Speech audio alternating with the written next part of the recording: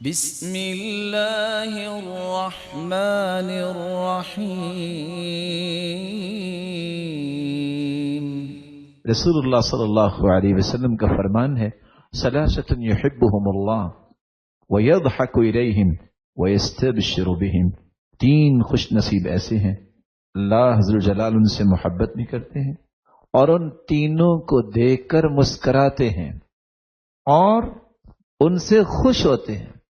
حدیث کو مکمل کرنے سے پہلے ایک نقطہ ذہن میں بٹھائیے، جس شخص کو دیکھ کے اللہ مسکرا دے اس پہ جہنم حرام ہو جاتی ہے۔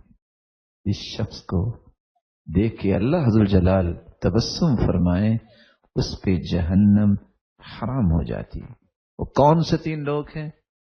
اذا انکشفت فیۃ قاتل وراءها بنفسه للہ عز وجل فإما أن يقتل وإما أن ينصره الله ويكفي۔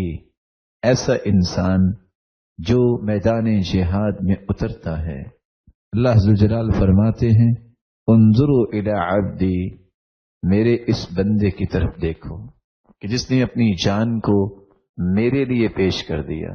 لڑتا ہے، کیسے لڑتا ہے؟ اللہ عز و جلال کے لیے لڑتا ہے، دین کی سربلندی کے لیے لڑتا ہے، یا تو قتل ہو جاتا ہے، شہید ہو جاتا ہے، یا اللہ اس کے ذریعے مسلمانوں کو فتح یاب کر دیتے ہیں۔ اور دوسرا انسان جس کو اللہ عز و جلال دیکھ کے مسکراتے ہیں، خوش ہوتے ہیں، محبت کرتے ہیں۔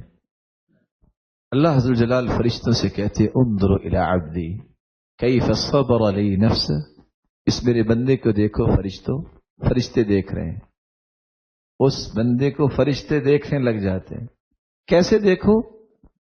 واللتی لہ امرأۃ حسناء، اس کی عورت، اس کی بیوی کتنی خوبصورت ہے، وفراش لین، اس کا بستر کتنا ملائم ہے، حسن کتنا خوبصورت ہے، فیقوم من اللیل، نہ اس نے بستر کی پرواہ کی، نہ اس نے بیوی کی پرواہ کی، یذر شہوتہ فیذکرنی ویناجینی، اس نے دونوں کی پرواہ نہیں کی اور میرے ساتھ مناجات کرنے کو اس نے محبوب جانا۔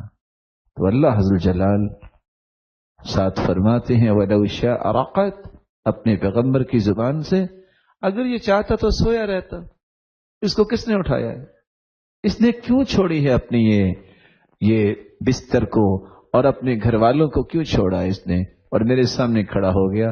اللہ اس سے پیار بھی کرتے ہیں، دیکھ کے مسکراتے بھی ہیں اور خوش بھی ہوتے ہیں، گویا کہ اس پر بھی جہنم کی آگ حرام ہے۔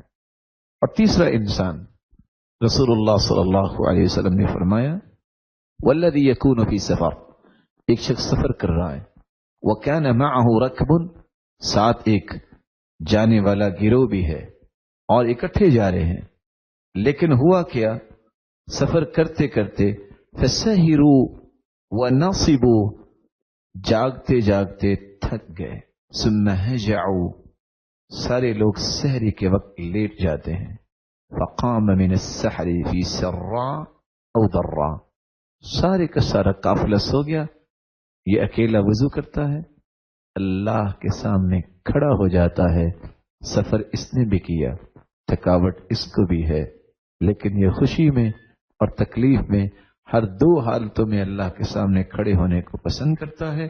اللہ اس کو دیکھ کے بھی مسکراتے ہیں اور اللہ جلال اس کو دیکھ کے بھی خوش ہوتے ہیں۔